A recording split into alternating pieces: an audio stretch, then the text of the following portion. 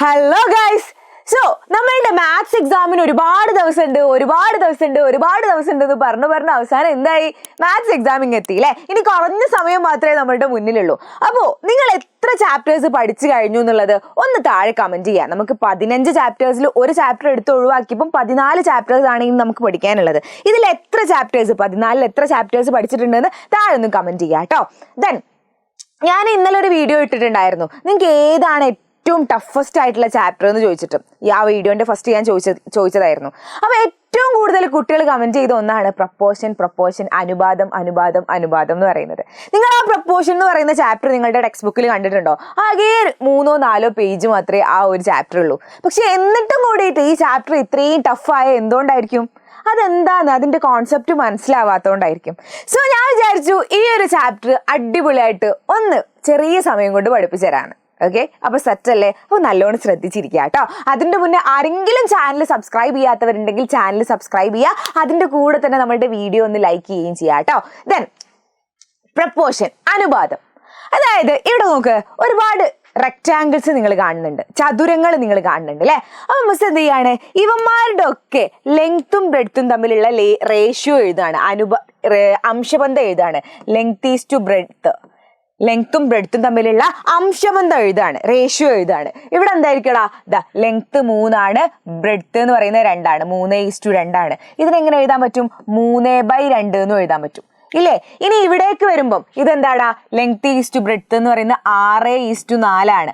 6:4 എന്ന് പറഞ്ഞാൽ എന്താ? 6നെയും 4നെയും നമുക്ക് എന്തുകൊണ്ട് ഹരിക്കാൻ പറ്റൂടാ? ഏറ്റവും ചെറിയ ഫോമിലാണ് അല്ലെ റേഷ്യോ എഴുതുക. 6നെയും 4നെയും നമുക്ക് 2 കൊണ്ട് ഹരിക്കാൻ പറ്റും. 6/2 4/2 ചെയ്താല് എന്ത് കിട്ടും? നമുക്ക് ഇതും എത്രയോ തന്നെ കിട്ടുക? 3:2 തന്നെ കിട്ടുക. അതായത് 3/2 അല്ലെ? ഇനി അടുത്തത് നോക്കിയേ, ഇവൻ എങ്ങനെയായിരിക്കും? ഇവനെന്ന് പറഞ്ഞാൽ 9:6 ആണ്. ഓക്കെ, 9:6 ഇനിയും ചെറുതാക്കി കൂടെ? 9:6 എന്തുകൊണ്ട് ഡിവൈഡ് ചെയ്യാൻ പറ്റും? 3 കൊണ്ട് ഡിവൈഡ് ചെയ്യാൻ പറ്റും അല്ലെ? അപ്പൊ മിസ് എന്ത് ചെയ്യുന്നു? 2നെ 3 കൊണ്ട് ഡിവൈഡ് ചെയ്യുന്നു. അങ്ങനെയെങ്കിൽ എന്താടാ വരിക? അങ്ങനെയെങ്കിൽ വരുന്നത് എന്ന് പറയുന്നത് 3:2 തന്നെയാണ് അല്ലെ? എന്താ വരിക? 9/3 എന്ന് പറഞ്ഞാൽ 3 ആണ്. 3:2 അതായത് 3/2 തന്നെയാണ്. നമുക്ക് അറിയാം അംശബന്ധം A:B A/B എന്നും എഴുതാൻ പറ്റും. അതാണ് കേട്ടോ മിസ് അങ്ങനെ എഴുതിയിട്ടുള്ളത്. തന്നെ അടുത്ത നോക്കിയേ, ഇവന്റെ എങ്ങനെയായിരിക്കും റേഷ്യോ? 12:8 ആണ്. അതായത് ഇതിനെ 2നെ എന്തുകൊണ്ട് ഡിവൈഡ് ചെയ്യാൻ പറ്റും? 4 കൊണ്ട് ഡിവൈഡ് ചെയ്യാൻ പറ്റും സാറേ. അതായത് 4 കൊണ്ട് ഇവിടെയും ഡിവൈഡ് ചെയ്തു, 4 കൊണ്ട് ഇവിടെയും ഡിവൈഡ് ചെയ്തു. എന്താ വരിക? 3:2 തന്നെയാണ്. അതായത് 3/2 അല്ലെ? 3/2. ഇവിടെ എന്താടാ നിങ്ങൾ കണ്ടത്? ഇവിടെ ഈ റെക്ടാങ്കിൾസിന്റെ ലെങ്ത്തും ബ്രെഡ്ത്തും ഒക്കെ വ്യത്യസ്തമാണ്. ഏത് ലെങ്ത്തും ബ്രെഡ്ത്തും എങ്ങനെ വ്യത്യസ്തമാക്കി എടുത്തപ്പോൾ ഇവിടെ എന്താടാ? റേഷ്യോസ് ഒക്കെ സെയിം ആണ് അല്ലെ? അംശബന്ധങ്ങളൊക്കെ ഈക്വൽ ആണ്.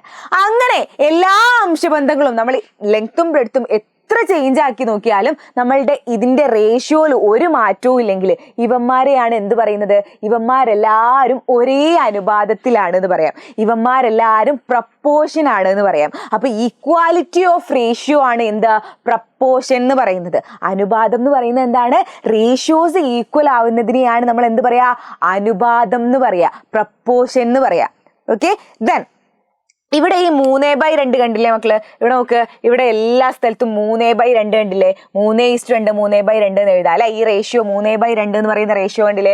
3/2 3/2. ഈ റേഷ്യോനെ എന്താ പറയാ അറിയോ? ഈ റേഷ്യോനെ പറയുന്ന പേരാണ് എന്ത്? ആനുപാതിക സ്ഥിരം അല്ലെങ്കിൽ പ്രപ്പോർഷണാലിറ്റി കോൺസ്റ്റന്റ്. എന്താണ്? പ്രപ്പോർഷണാലിറ്റി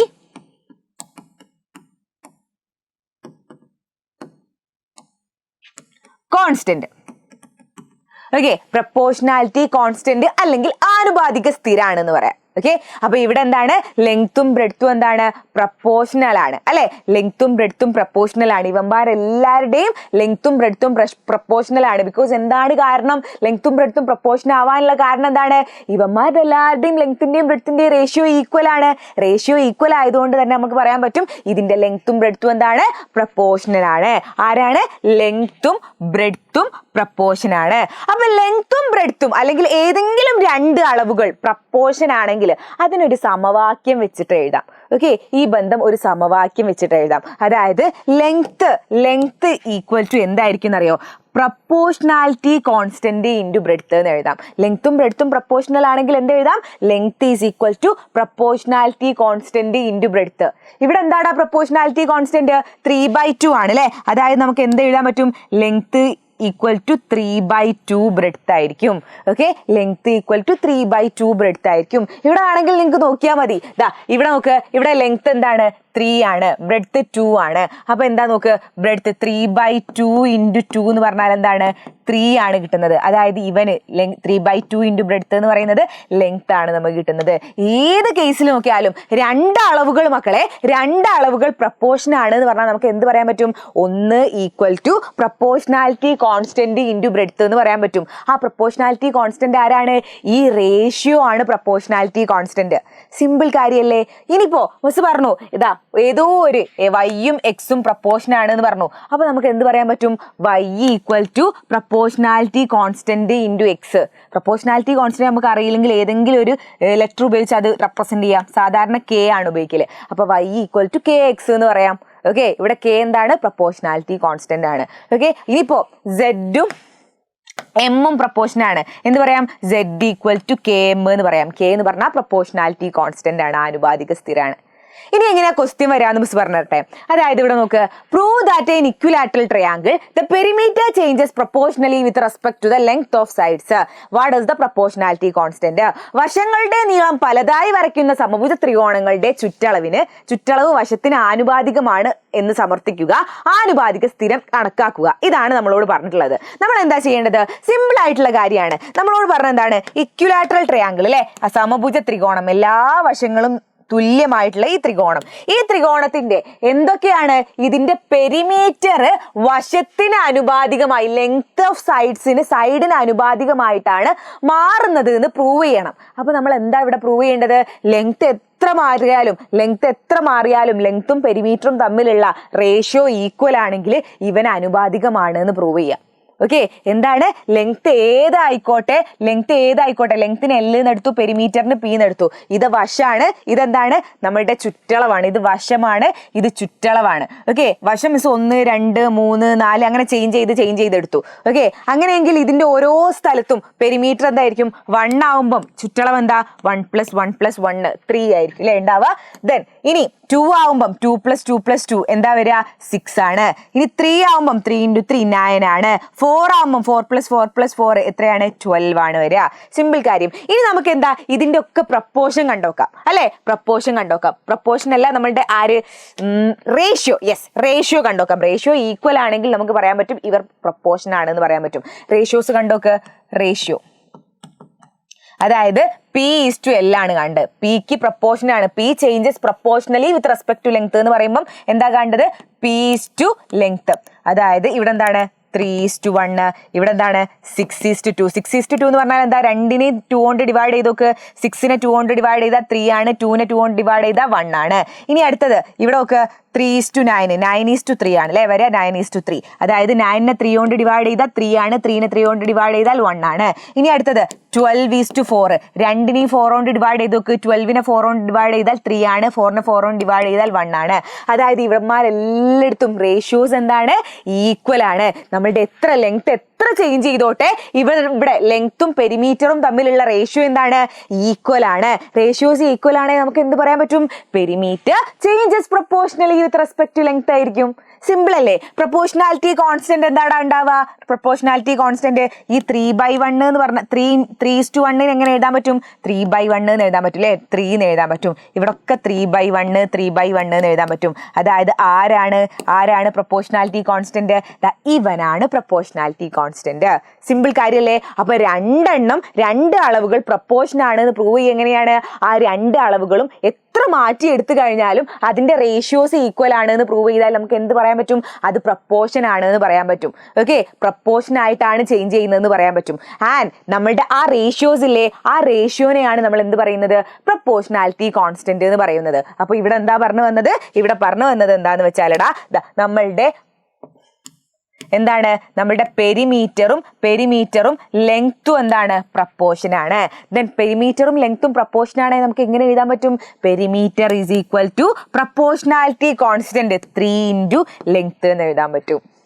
സിമ്പിൾ കാര്യം, ഇതാണ് ഈ ഇക്വേഷൻ. ഇത് നമ്മളോട് ചോദിച്ചിട്ടില്ല, എന്നാലും ഞാൻ വെറുതെ എഴുതിയേ ഉള്ളൂ. ഓക്കെ, അങ്ങനെയെങ്കിൽ നമുക്ക് വേറൊരു ടൈപ്പ് ക്വസ്റ്റ്യനോട് നോക്കാം. Diagonal of a square is proportional to it side. Diagonal എന്താണ്? ഡയഗണൽ പ്രൊപ്പോർഷണൽ ടു സൈഡ് ആണ് എന്നാ പറയുന്നത്. If the d is the diagonal, d ആണ് ഡയഗണൽ, അതുപോലെ a is the side, a ആണ് സൈഡ്, അങ്ങനെയെങ്കിൽ right the relation in terms of proportion. ചതുരത്തിന്റെ വികർണം അതിന്റെ വശത്തിന് ആനുപാതികമാണ്.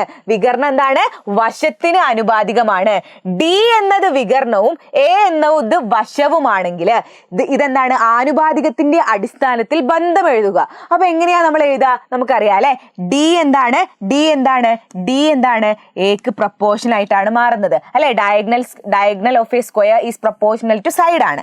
അങ്ങനെയെങ്കിൽ നമുക്ക് എന്ത് എഴുതാൻ പറ്റും? Diagonal is equal to proportionality constant into a എന്ന് എഴുതാൻ പറ്റൂ അല്ലെ. ദെൻ പ്രൊപ്പോർഷണാലിറ്റി കോൺസ്റ്റന്റ് നമുക്ക് അറിയില്ല, അപ്പൊ നമ്മൾ എന്ത് എഴുതും? കെ ഇൻറ്റു എ എന്ന് എഴുതും. അപ്പൊ ഇതാണ് ഇതിന്റെ ബന്ധം എന്ന് പറയുന്നത്, ഇതാണ് ഇതിന്റെ ഇക്വേഷൻ എന്ന് പറയുന്നത്. അടുത്ത ക്വസ്റ്റ്യൻ നോക്ക്. The length of diagonal is √50. അതായത് എന്താ പറയുന്നത്? ഇവർ ഡയഗണൽ പറയാണ്. ഡയഗണൽ എന്താണ്? ഡി എന്ന് പറയുന്നത് √50 ആണ്. അതുപോലെ സൈഡ് എന്ന് പറയുന്നത് എ എന്ന് പറയുന്നത് 5 ആണെങ്കിൽ പ്രൊപ്പോർഷണാലിറ്റി കോൺസ്റ്റന്റ് എത്രയാണ്? അതായത് കെ എത്രയെന്നാണ് നമ്മളോട് ചോദിച്ചിട്ടുള്ളത്. ഓക്കെ, കെ എത്രയെന്നാണ് നമ്മളോട് ചോദിച്ചിട്ടുള്ളത്. ദെൻ സിമ്പിൾ ആയിട്ട് കണ്ടൂടെ? ഇവിടെ എന്ത് ചെയ്തു? ഡിക്ക് പകരം √50 കൊടുത്തു. ഓക്കെ, ദെൻ കെ നമുക്കറിയില്ല, കെ ഇൻറ്റു എക്ക് പകരം 5 കൊടുത്തു. ഇനി കെ കാണുന്ന എന്ത് ചെയ്താൽ മതി? ഈ 5 അങ്ങോട്ട് കൊണ്ടുവന്നാൽ മതി. അതായത് √50/5 ആയിരിക്കും എന്ത്? കെ എന്ന് പറയുന്നത്. √50/5 ആണ് കെ എന്ന് പറയുന്നത്. എന്താണ്? √50/5 ആണ് എന്തെന്ന് പറയുന്നത്? കെ എന്ന് പറയുന്നത്. ഇനി ഇതിനെ വേണമെങ്കിൽ നിങ്ങൾക്ക് എന്ത് ചെയ്യാൻ പറ്റും? ഇനിയും ചുരുക്കി എഴുതാൻ പറ്റൂ കേട്ടോ. √50 എന്ത് എഴുതാം? 25 × 2 എന്ന് എഴുതാം. /5 = k ആയിരിക്കും. ഇനി √25 × 2 എങ്ങനെ എഴുതാം? √25 × √2 എന്ന് എഴുതാം /5. ഇനി √25 എന്ന് പറഞ്ഞാൽ എന്താണ്? 5 തന്നെയാണ് അല്ലെ. അതായത് 5 √2 /5 = k. ഇനി 5ഉം 5ഉം ക്യാൻസൽ ചെയ്താൽ k എത്ര ആയിരിക്കും? √2 ആണ് k എന്ന് പറയുന്നത്. ഇത് വേണേ നിങ്ങൾക്ക് സിംപ്ലിഫൈ ചെയ്യാം. ഇനി നിങ്ങൾക്ക് സിംപ്ലിഫൈ ചെയ്യാൻ പറ്റില്ലെങ്കിൽ കുഴപ്പമൊന്നുമില്ല കേട്ടോ. Okay, ready. സോ ഈ ഒരു ക്വസ്റ്റ്യൻസ് മാത്രമേ എന്തിൽ ചോദിക്കുകയുള്ളൂ? നമുക്ക് ആനുപാതത്തിൽ, പ്രപ്പോർഷനിൽ ചോദിക്കുകയുള്ളൂ. അതിന്റെ ഈ ഒരു ചാപ്റ്ററിന്റെ അവസാനം ചെറിയൊരു കാര്യവും കൂടി പറയുന്നുണ്ട്. അതായത് നമ്മൾ പഠിച്ചു വൈയും എക്സും പ്രപ്പോർഷൻ ആണെങ്കിൽ നമുക്ക് എങ്ങനെ എഴുതാൻ പറ്റും? y = kx എന്ന് എഴുതാൻ പറ്റും അല്ലെ. y = kx എന്ന് എഴുതാൻ പറ്റും. അങ്ങനെയെങ്കിൽ നോക്ക്, y = k/x എന്ന് എഴുതുകയാണെങ്കിൽ ഇവന്മാർ വൈയും എക്സും പ്രപ്പോർഷൻ ആണോ? ഒരിക്കലും അല്ല. എന്തായിരിക്കും അറിയോ? ഇവർ ഇൻവേഴ്സ്ലി പ്രപ്പോർഷണൽ ആയിരിക്കും. എന്താണ്? വൈയും എക്സും എന്താണ്? ഇൻവേഴ്സ്ലി, വിപരീത അനുപാതത്തിലായിരിക്കും. വൈയും എക്സും പ്രപ്പോർഷൻ ആണെങ്കിൽ ശരിക്കും ഇതിനെന്താ പറയാന്നറിയോ? വിപരീത അനുപാതം ഇതാണെങ്കിൽ ഇത് നേർ അനുപാതമാണ്. ഓക്കെ, ഈ പ്രപ്പോർഷനെ, സാധാ പ്രപ്പോർഷനെ നമ്മൾ എന്താ വിളിക്കാറിയോ? ഡയറക്ട്ലി പ്രപ്പോർഷണൽ എന്ന് വിളിക്കേണ്ട ആവശ്യമൊന്നുമില്ല, വേണമെങ്കിൽ വിളിക്കാം. എന്ത്? ഈ പ്രപ്പോർഷനെ, സാധാ പ്രപ്പോർഷനെ നമ്മൾ എന്താ പറയാ? ഡയറക്ട്ലി പ്രപ്പോർഷണൽ, നേർ അനുപാതം എന്നും പറയും. ഓക്കെ, അതിന് വേറൊരു വിളിപ്പേരും കൂടി ഉണ്ട്. അപ്പോ അങ്ങനെയെങ്കിൽ ഈ y = k/x ആണെങ്കിൽ നമുക്ക് എന്ത് പറയാൻ പറ്റും?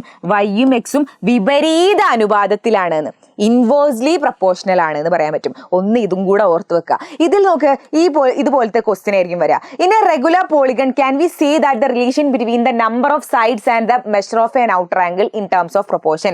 What is the proportionality constant? ബഹുഭുജങ്ങളിൽ വശങ്ങളുടെ എണ്ണവും ഒരു പുറംകോണിന്റെ അളവും തമ്മിലുള്ള ബന്ധത്തിന്റെ സമവാക്യം എന്താണ്? ഈ ബന്ധം ആനുപാതികമായി പറയാൻ കഴിയുമോ? ആനുപാതിക സ്ഥിരം എന്ത്? നമ്മൾ 8ാം ക്ലാസ്സിൽ പഠിച്ച കാര്യമാണ്. പോളിഗൺസിൽ നമ്മളുടെ റെഗുലർ പോളിഗണിന്റെ ഒരു ഔട്ടർ ആംഗിൾ എന്ന് പറഞ്ഞാൽ എന്താണ്? 1 ഔട്ടർ ആംഗിൾ എന്ന് പറയുന്നത് സം ഓഫ് ഔട്ടർ ആംഗിൾ 360 ആയിരിക്കും അല്ലെ. 360 നമ്പർ ഓഫ് സൈഡ്സ് ആണ്. ഓക്കെ, നമ്പർ ഓഫ് സൈഡ്സ് ആണ്. അല്ലെങ്കിൽ ഒരു പുറം കോണ് എന്ന് പറയുന്നത് 360 വശങ്ങളുടെ എണ്ണമാണ്. ഇതാണ് നമ്മളോട് ആദ്യം ചോദിച്ചത്. നമ്മൾ ഈ ഇക്വേഷൻ എഴുതാനാണ് ആദ്യം ചോദിച്ചത്. പിന്നെ നമ്മളോട് ചോദിക്കുകയാണ് ഇവർ രണ്ടാളും പ്രപ്പോർഷൻ ആണോന്ന്. 1 ഔട്ടർ ആംഗിളും നമ്പർ ഓഫ് സൈഡ്സും പ്രപ്പോർഷൻ ആണോ എന്നാ ചോദിച്ചത്. ഇവർ പ്രപ്പോർഷൻ ആണോ? ഡയറക്ട്ലി പ്രപ്പോർഷണൽ ആണോ? അല്ല അല്ലെ. ഇവരെന്താണ്? ഇൻവേഴ്സ്ലി പ്രൊപ്പോർഷണൽ ആണ്. One outer angle is equal to 360 into number of sides ആണെങ്കിൽ നമുക്ക് പറയായിരുന്നു പ്രൊപ്പോർഷണൽ ആണ്, അല്ലെങ്കിൽ എന്താണ് ഡയറക്ട്ലി പ്രൊപ്പോർഷണൽ ആണ് എന്ന് പറയാൻ പറ്റും. Divided by number of sides ആണെങ്കിൽ എന്താ പറയാ, ഇൻവേഴ്സ്ലി പ്രൊപ്പോർഷണൽ ആണ്. ഇവിടെ എന്താണ് proportionality constant? Proportionality constant k എന്ന് പറയുന്നത് എത്രയാണ്? 360 ആണ്.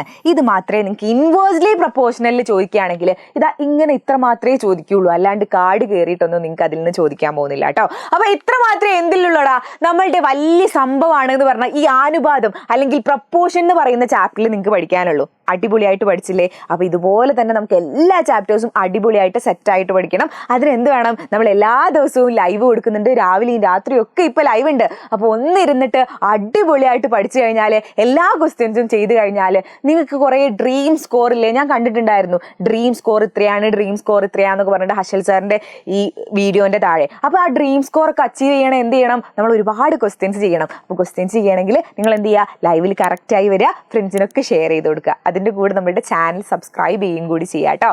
ബൈ.